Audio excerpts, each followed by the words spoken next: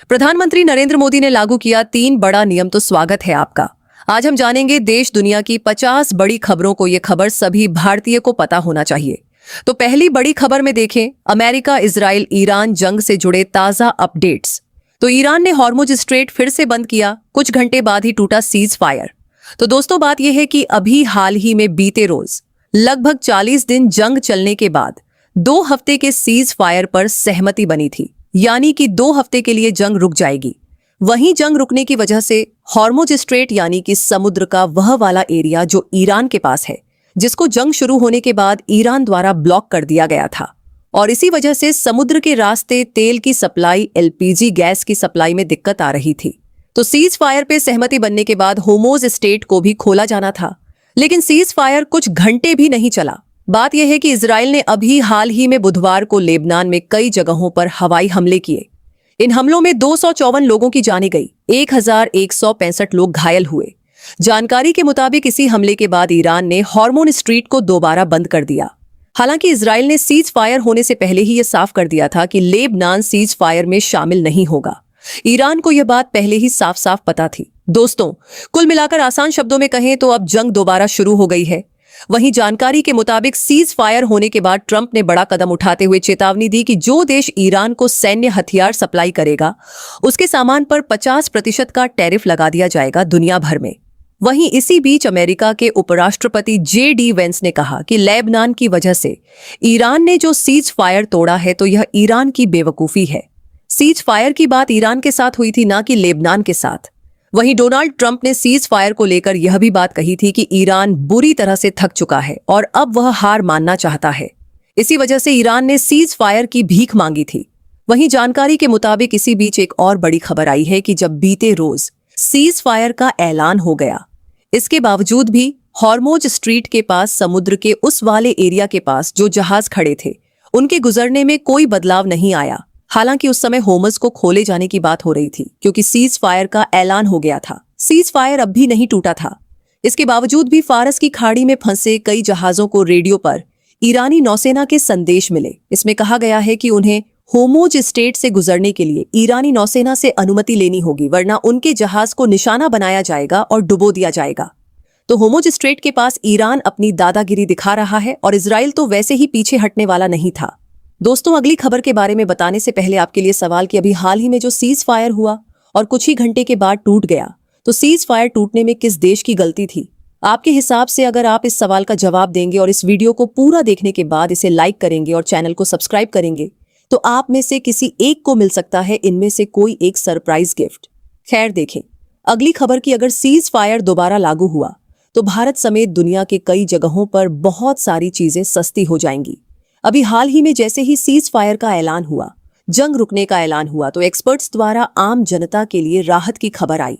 बताया गया cease fire होने के बाद एलपीजी गैस की सप्लाई और तेल की सप्लाई पहले की तरह नॉर्मल हो जाएगी। इसकी वजह से जो एलपीजी गैस महंगी हुई थी, इसके दाम घट सकते हैं। इसके अलावा पेट्रोल और डीजल के दामों में कमी आ सकती है। सब्जियां और फल भी सस्ते हो सकते हैं। खाने का तेल, दालें, खाद्य पदार्थ, smartphone, laptop, PC, TV, fridge, washing machine, गाड़ियां और विदेशों से आने वाले कपड़े, ये सभी चीजें सस्ती हो सकती हैं। हवाई सफर के टिकटों के दाम भी कम हो सकते हैं। लेकिन बहरहाल, जैसा कि आपने जाना, सीज फायर फिलहाल टूट गया है। वहीं इसी कड़ी में आपको बताते चलें कि सीज फायर के ऐलान के बाद कच्चा तेल प्रति बैरल डॉलर के नीचे आ गया था। एक ही साथ 15% सस्ता हो गया था। बीते 6 सालों में यह सबसे बड़ी गिरावट देखने को मिली थी, यानी कि सीज फायर के ऐलान के बाद सच में कच्चा तेल सस्ता हो गया है। हालांकि यह फिर महंगा हो सकता है। खैर, देखें अगली खबर की। किसानों के लिए खाद्य सब्सिडी 4,317 करोड़ रुपए बढ़ाई गई। महंगाई के बावजूद 1,350 रुपए में ही मिलेगा डीएपी का बैग। जी हां, केंद्रीय कैबिनेट की बैठक में बीते रोज 8 अप्रैल को कई तरह के प्रस्तावों को मंजूरी दी गई। सरकार के इस फैसले का मकसद अंतर्राष्ट्रीय बाजार में कच्चे माल की कीमतों में हो रहे उतार चढ़ाव से किसानों को बचाना है। अंतर्राष्ट्रीय स्तर पर डीएपी की कीमतें, जो कि खेतीबाड़ी में इस्तेमाल होती है, काफी ज्यादा बढ़ी है। लेकिन सरकार ने इस पे सब्सिडी देते हुए 50 किलो बैग का दाम 1,350 रुपए रखा है। देखिए अगली खबर की। पुडुचेरी, केरलम और असम में आज होंगे विधानसभा के चुनाव। देखिए अगली खबर के। रेपो रेट में कोई बदलाव नहीं हुआ। आरबीआई ने ब्याज दर 5.25% बरकरार रखी है। इसकी वजह से लोन महंगे नहीं होंगे। जी हाँ, जंगी हालात को देखते हुए ऐसा लग रहा था कि आरबीआई द्वारा रेपो रेट में बदलाव किया जा सकता है। दोस्तों, आपको बता दें, जब भी रेपो रेट बढ़ता है तो कुछ ही दिनों के बाद जो लोन की ब्याज दरें हैं वह भी बढ़ जाती हैं। देखिए अगली खबर के 11 साल बाद जेल से बाहर आएगा रामपाल। जी हाँ, सतलोक आश्रम के प्रमुख संत रामपाल को पंजाब एंड हरियाणा हाईकोर्ट से बड़ी राहत मिली है। संत रामपाल पर कई तरह के केस चल रहे थे। एक देशद्रोह का केस था और कई लोगों के जान जाने का भी केस चल रहा था।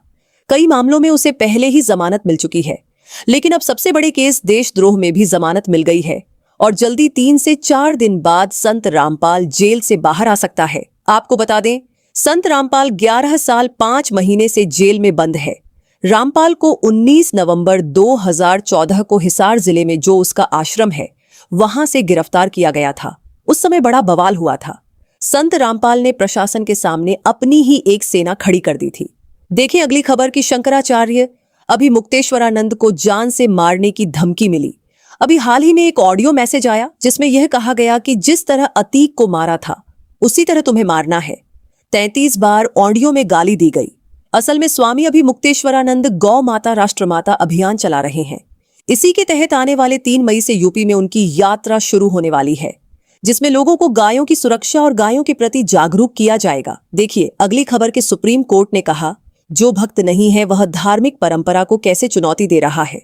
असल में शबरीमाला मंदिर में भगवान अयप्पा की पूजा होती है और इस मंदिर में एक लंबे समय से नियम था कि ऐसी महिलाएं जिनको पीरियड्स आते हैं, यानी कि बहुत छोटे बच्चे और बूढ़ी औरतों को छोड़कर जो बीच की महिलाएं हैं जिनका मासिक धर्म सही से चल रहा है, तो ऐसी महिलाएं मंदिर में प्रवेश नहीं कर सकती। लेकिन 2018 में 5 जजों की बेंच ने इस नियम को हटा दिया और कह दिया कि सभी महिलाएं मंदिर में जा सकती हैं। लेकिन फिर इसके बाद कई सारी याचिकाएं दायर की गई कि कोर्ट को इस पर दोबारा विचार करना चाहिए। इसी के मद्देनजर अब 9 जजों की बेंच इस मामले पर सुनवाई कर रही है। कई लोगों ने मांग की है कि पुराना नियम फिर से लागू किया जाए। केंद्र सरकार भी इसके सपोर्ट में है। हालांकि इसी बीच अभी हाल ही में सुप्रीम कोर्ट ने यह कहा है कि जिन लोगों ने पुण्य याचिका दायर की है कि दोबारा इस पर विचार किया जाए, तो अगर वह भगवान अयप्पा के भक्त ही नहीं है। देखिए अगली खबर की भाजपा आरएसएस को जहरीला सांप कहने पर कांग्रेस के अध्यक्ष मल्लिकार्जुन खड़गे के खिलाफ शिकायत की गई है। चुनाव आयोग से एफआईआर की मांग की गई है। हालांकि इसी बीच अमित शाह ने कहा कि देश की जनता, देश के वोटर कांग्रेस को वोट से जवाब देंगे। आइए दोस्तों, अगली खबर में जानते हैं मौसम का ताजा हाल। 20 घंटे के दौरान पश्चिमी हिमालय में हल्की से मध्यम बारिश और बर्फबारी के साथ कई स्थानों पर भारी बारिश हो सकती है। इसके अलावा गंगे, पश्चिम बंगाल, उत्तरी उड़ीसा, उप हिमालय, पश्चिमी बंगाल और सिक्किम में हल्की से मध्यम बारिश के साथ कुछ स्थानों पर भारी बारिश की संभावना है। इसके अलावा पूर्वोत्तर भारत, बिहार, झारखंड, उड़ीसा, पंजाब, हरियाणा और यूपी के कुछ हिस्सों में आज हल्की से मध्यम बारिश हो सकती है। कहीं कहीं पर गरज चमक देखने को मिलेगी। इसके अलावा उत्तरी छत्तीसगढ़ और उत्तर पूर्वी मध्य प्रदेश में हल्की बारिश की संभावना है। इसके अलावा तमिलनाडु, केरल और तटीय आंध्र प्रदेश में भी आज हल्की बारिश की संभावना है। देखिए अगली खबर की चांदी के दाम में 13,000 रुपये की बढ़ोतरी हुई। आइए बताएं सोने चांदी के ताजा भाव। तो सोने के दाम में बीते रोज 3,000 रुपये की बढ़ोतरी दर्ज हुई। इस बढ़ोतरी के बाद अब 24 कैरेट 10 ग्राम सोने की कीमत 1,51,000 रुपये हो गई है। ऐसे ही चांदी के दाम में 13,000 रुपये की बढ़ोतरी हुई। इस बढ़ोतरी के बाद अब 1 किलो चांदी की कीमत 2,44,000 रुपये हो गई है। 2026 की यही बड़ी खबरें थी। वीडियो देखने के लिए आपका बहुत बहुत धन्यवाद। ऐसे ही खबर देखने के लिए न्यूज हब से जरूर जुड़े। धन्यवाद।